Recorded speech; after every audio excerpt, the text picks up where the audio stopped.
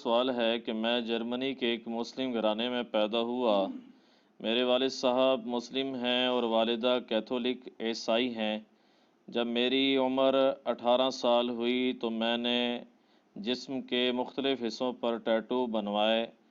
اب جب کہ میری عمر 32 سال ہے اور الحمدللہ علی بھائی کی ویڈیوز کی برکت سے نماز بھی شروع کر دی ہے، لیکن میرے پاس اتنی رقم نہیں ہے کہ وہ ٹیٹو ختم کروا سکوں۔ ایسی صورتحال میں مجھے کیا کرنا ہوگا؟ جزاک اللہ۔ سب سے پہلے تو میں مبارکباد پیش کروں گا ان بھائی کو جنہوں نے نماز شروع کی الحمدللہ۔ اس کے بعد یہ اللہ کا شکر ادا کریں کہ جرمنی جیسے ملک میں جب کہ ان کی والدہ بھی کیتھولک کرسچن ہے اور ظاہر کیتھولک کے عقیدے کے اندر شرک موجود ہے، اور والد مسلم تھے، اس کی وجہ سے ان کا شغف اسلام کی طرف ہوا۔ اللہ کا شکر ہے، اللہ نے توحید کی دولت انہیں دی ہے الحمدللہ۔ اب رہا یہ ٹیٹو والا مسئلہ، تو اس سے کوئی ایشو بنانے کی ضرورت نہیں ہے۔ ٹیٹو کے بارے میں جو پبلک کے اندر مت مشہور ہے کہ جی ٹیٹو بناؤ تو نماز نہیں ہوتی، ایسی کوئی بات نہیں ہے۔ وہ جن باتوں کے بارے میں وہ تو آپ کر رہے ہیں۔ صحیح مسلم میں حدیث ہے کہ جو کسی کاہن کے پاس گیا مستقبل کا پتہ لگوانے کے لیے تو اللہ تعالیٰ 40 دن تک اس کی کوئی نماز قبول نہیں کرے گا۔ یہ ٹیٹو والا مسئلہ جو ہے نا، آپ نے ایک تو نادانی کی عمر میں بنوا لیا، دوسرا اس کی وجہ سے نماز پہ کوئی فرق نہیں پڑتا، یہ الگ سے ایک غلط کام ہے۔ جس طرح داڑھی کسی نے نہیں رکھی ہوئی تو یہ الگ سے خلاف سنت کام ہے۔ اب یہ نہیں کہ جس کی داڑھی نہیں ہے وہ نماز نہیں پڑھ سکتا، ایسا نہیں ہے۔ اگر اس وقت کسی نے ٹیٹو بنوا لیے تھے تو اب وہ ٹیٹو ریموو کروانا ضروری نہیں ہے، کیونکہ اس کو ریموو کروانے میں تردد ہے، خرچہ بھی ہوگا، اس تکلیف سے بھی گزرنا پڑے گا، زخم بھی خراب ہو سکتا ہے اور معاملات ہیں۔ تو لا یکلف اللہ نفسا الا وسعہا، اللہ تعالیٰ کسی جان پر اس سے بڑھ کر بوجھ نہیں ڈالتا جس کا کہ وہ اہل ہے۔ تو اللہ تعالیٰ اس معاملے میں کبھی یہ نہیں کرے گا کہ کسی نے اب یہ کرنا ہے کہ اب اس کے وہ ٹیٹو زمانے کے بنے تو وہ ریموو کروائے۔ کئی لوگ تیزاب ڈال کے ریموو کرتے ہیں، بعض بلیڈ پھیرتے ہیں، یہ کوئی ضرورت نہیں ہے کرنے کے، اس کی وجہ سے کوئی فرق نہیں پڑتا، وہ جہاں ہیں وہیں رہنے دیں۔ ہاں جنہوں نے نہیں بنوائے ہوئے ان کے لیے میں ضرور وعید سنا دیتا ہوں، یہ وعید آپ کے لیے نہیں ہے، اب تو آپ نے توبہ کر لی، مستقبل میں آپ کو ہی نہ بنوائیں، کیونکہ بخاری اور مسلم دونوں میں حدیث ہے، سیدنا ابن مسعود رضی اللہ تعالیٰ عنہ کہتے ہیں کہ نبی صلی اللہ علیہ وآلہ وسلم نے لعنت فرمائی ہے ان عورتوں پر جو گدواتی ہیں، یعنی ٹیٹو بنواتی ہیں جسم میں۔ یہ آج بھی ہے، یہ آپ فٹ بالرز کو دیکھیں گے، افریقہ میں عورتیں یہ اس کو فیشن کے طور پہ اڈاپٹ کرتی ہیں، جی وہ غریب قسم کے انہوں نے وہ بنوائے ہوتے ہیں نشانات۔ تو گدوانے والی عورتوں اور بال نوچنے والی، جو چہرے کے بال نوچتی ہیں، یہ پلکنگ کرنے والی، ویسے اگر مونچھیں یا داڑھی آ جائیں وہ تو نوچنا واجب ہے کیونکہ وہ مردوں کی مشابہت ہو جاتی ہے۔ یہ والی جو نوچتی ہیں پلکنگ کے اوپر اور آئی بروز کے اوپر، اللہ سے میرا کلپ ہے وہ دیکھ لیں، میں اس کو اب سکپ کر رہا ہوں۔ تیسرا جو دانتوں میں گیپ بنواتی ہیں، اور اس میں الفاظ ہیں کہ یہ اللہ کی بنائی ہوئی تخلیق کو بدل رہی ہے خوبصورت دکھنے کے لیے۔ ہاں دانت ٹیڑھے ہیں، بریسز لگوا سکتے ہیں کیونکہ وہ خود تخلیق سے بگڑے ہوئے ہیں، اس کو کوئی ممانعت نہیں، وہ آپ کروا سکتے ہیں، اس پہ میرے کلپس ریکارڈڈ موجود ہیں۔ تو 3 چیزوں کو کرنے والوں پر لعنت ہے، گدوانے والے، ٹیٹو بنوانے والے، اس کے بعد بال نوچنے والی عورتیں، اور تیسرا دانتوں میں گیپ بنوانے والی۔ تو یہ ایک عورت ابن مسعود کے پاس آئی، بخاری و مسلم دونوں میں موجود ہے۔ اس عورت نے کہا کہ ابن مسعود آپ جو ہیں وہ لعنت کرتے ہیں ایسی عورتوں کے اوپر۔ ان کا میں ان عورتوں پہ لعنت کیوں نہ کروں جن پہ اللہ نے اپنی کتاب میں لعنت کی ہوئی ہے۔ تو وہ عورت کوئی پاکستان انڈیا کی شناختی کارڈ والی مسلمان نہیں تھی، وہ صحابیہ تھی یا تابعیہ تھی۔ انہوں نے کہا ابن مسعود ہم نے تو پورا قرآن پڑھا ہے، قرآن میں تو کہیں نہیں لکھا کہ ٹیٹو بنوانا غلط ہے، دانتوں میں گیپ بنوانا غلط ہے۔ ہاں یہ ضرور قرآن میں لکھا ہے، سورہ نساء کی آیت نمبر 119 ہے، وَلَآمُرَنَّهُمْ فَلَيُغَيِّرُنَّ خَلْقَ اللَّهِ۔ شیطان نے کہا تھا میں تیری مخلوق کو ابھاروں گا کہ تیری بنائی ہوئی تخلیق کو بدلیں گے، جیسے مرد اپنی تخلیق بدل دیتا ہے، داڑھی مڑاتا ہے، یہ نہیں کر سکتا وہ۔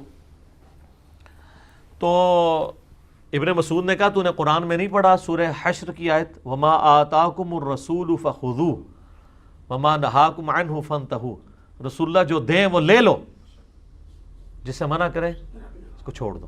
حالانکہ یہ آیت مال غنیمت کے بارے میں ہے، لیکن صحابہ کرام جو ہے نا ان کے زمانے میں یہ فتنہ نہیں تھا کہ یہ بتوں والی آیتیں ہیں ہمارے بابوں پہ کیوں لگاتے ہو. صحابہ کو پتا تھا کہ یہ جنرل آیات ہیں, جسے فٹ اسے گفٹ. اس عورت نے بھی یہ نہیں کہا کہ یہ آیت آپ نے کدھر لگا دی. تو انہوں نے کہا کیا رسول اللہ صلی اللہ علیہ وآلہ وسلم نے جب لعنت فرمائی ہے تو قرآن کی روح سے وہ اللہ نے لعنت فرمائی ہے, کیونکہ اللہ ہی کہہ رہا ہے رسول اللہ جو لیں وہ لے لو, تو رسول اللہ نے ہمیں یہ بات سکھائی ہے. اس عورت نے اگلی بات کی کہ ہمارے علم میں تو آیا کہ آپ کی بیوی بھی یہی کرتی ہے. تو آپ ذرا کسی سے بات کریں نا, بیوی کو چھوڑ دیں, آپ کسی مولوی یا وائز سے اس کی واضح غلطی پہ یہ بات کریں نا کہ آپ نے سر یہ آج ہمیں ممبر پہ سنایا تھا کہ حضرت عمر کا وہ کرتے والا واقعہ, عبداللہ بن عمر سے چادر لی تھی انہوں نے, تو یہ آپ نے یہ ہونڈا سیوک کیسے نکلوائی ہے, آپ کی تنخواہ تو 20,000 ہے, تو ذرا ممبر پہ اترنے سے پہلے ممبر سے ہی بتائیں. تو وہ اشارہ کریں گے اسے کمرے میں لے جاؤ اکرام مسلم کے لیے, یہی کہیں گے نا. واقعہ حضرت عمر کا سنائیں گے اور پرسنالٹی بالکل اس کے اپوزٹ. ابن مسعود سے جب یہ اعتراض ہوا تو انہوں نے کوئی برا نہیں, انہوں نے کہا اندر جاؤ میری بیوی کو دیکھ لو. ہائے ہائے, وہ اندر گئیں اور واپس آئیں شرمندگی کے ساتھ. انہوں نے کہا آپ کی عورت میں ایسی کوئی بات نہیں ہے. تو انہوں نے کہا اگر یہ عورت ایسا کرتی ہوتی پھر ابن مسعود کی بیوی نہ ہوتی کہ اللہ کی نبی کی نافرمان ہو اور میری بیوی ہو. تو صحابہ کرام علیہم رضوان عملی نمونہ تھے. اچھا, اس میں ایک مدنی پھول بیان کر دوں. آپ لوگوں کے ساتھ اس طرح کا مسئلہ ہو تو کسی عورت کو اپنی بیوی کے پاس بھیجنے کی ضرورت نہیں ہے. آج کل کی عورتیں بہت خطرناک ہیں کیونکہ ان کے ہاتھوں میں موبائل ہے. آج کل کسی عورت جو یہ پھرنے ٹرنے والی عورتیں ہیں یا برقعے والی ہیں, ان کے سامنے خاندانی عورتوں کو نہیں آنا چاہیے. اسی لیے میں کہتا ہوں مساجد میں اعتکاف والا جو سلسلہ ہے نا عورتوں میں, CCTV کیمرے لگے ہوئے ہیں اور پھر ماشاءاللہ علماء کی مہربانیوں سے جو کچھ آئے دن سکینڈلز آپ کے سامنے آتے ہیں, تو اس میں تو یہ فتنہ ہی فتنہ ہے. ایک مستحب کام کے لیے آپ پوری اپنی عزت سٹیک پہ نہ لگوائیں, ٹھیک ہے نا.